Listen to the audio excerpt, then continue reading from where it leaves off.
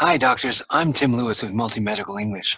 Today I'm going to talk to you about some very current topics about how the IMGs are affected by the COVID-19 virus in the USA, as far as residency and as far as eligibility, USMLE, 2CS, all of those questions that have been coming in across our websites.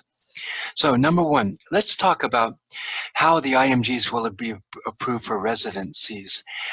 There's a lot of doctors that are having problems with their visas, have been asking how do we get that done, and there is some help on the way. So let me show you how that's being taken care of. So the AMA is here, and they're trying to get the visas done. So instead of limiting the ability of the non-US citizens to get their visas and green cards. So the AMA is working right now very hard on how to get you your visas. All of the doctors are pushing to get the IMGs to come and get into the residency programs. There's also another petition that I want to put up, and this is the petition. As you could see, because of the shortage, we have about 65,000 unlicensed IMG in the country, in the USA, and so they would like to have them just be approved for to be able to strengthen the workforce.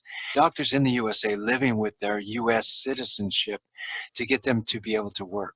There's been that for many, many years. Back in the 1980s, said that if you had 10 years of training, so the older IMGs, could you just give them a license? So they tried to get that approved, and it didn't happen. When we had the AIDS crisis and they were looking for IMGs to be approved to help us out. I remember I was a young student then, and we had a big crisis on our hands. Thousands of people were dying at the time in the hospitals.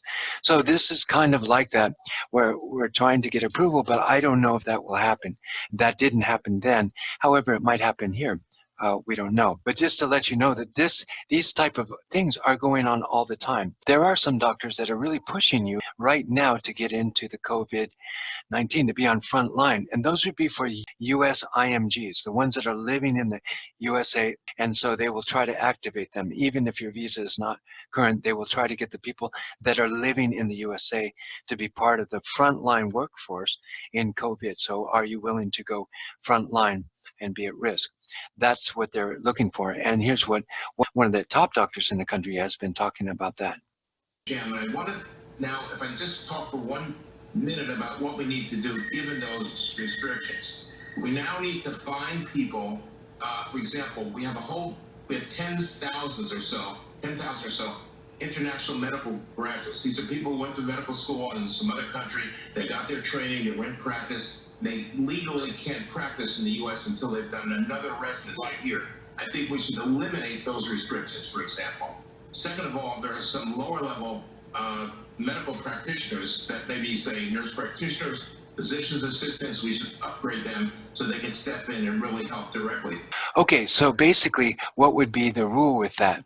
He wants to temporarily approve all of the doctors to be called up and help in the crisis, in those different areas of crisis. However, you will still be required to take the USMLE, clinical skills, and all of the tests. Maybe a little later, but that doesn't mean we throw away our books, right? We still would be required to do that. So let's look at what USMLE has to say about this. Let's look at what David Johnson, the Chief Assistant Officer at the State Medical Board in Texas, that's for the American Medical Association, and the other one is Michael Gross, who is the Vice President of Licensure for MBNB, which is one of the top that works for USMLE. So what do they have to say? Well, basically this. Let's look at it. And to further help examinees, we have communicated with medical schools and state medical boards, encouraging them to consider temporarily waiving exam requirements for promotion or graduation purposes, or as they may be required for a resident training license, for example. Okay, as you can see that they're trying to promote right now the doctors to be able to come and still work in the residency programs, so they'll try to make it easier for you, and also just forfeit for later dates. So that doesn't mean it's going to close it down, it just means that it'll happen in later dates. So doctors, let's look at what USMLE has to say about this directly from their webpage. So let me share this here with you. Okay, as you know, March 13th, they said that all this testing centers will be closed from the 16th to April 13th, 2020. And then even on their update, they didn't say anything else other than that they're going to be waiving the fees. Let me tell you what I think they'll probably do. In about April 1st, I'm sure they're going to be updating that. And so we should be getting some more information on if that's going to be extended or not, because it really depends on the epicenters of these type of viruses that are just starting to hit the USA. Okay, so doctors, now that we have all that information, what are we going to do about it? What is that solution that we should have?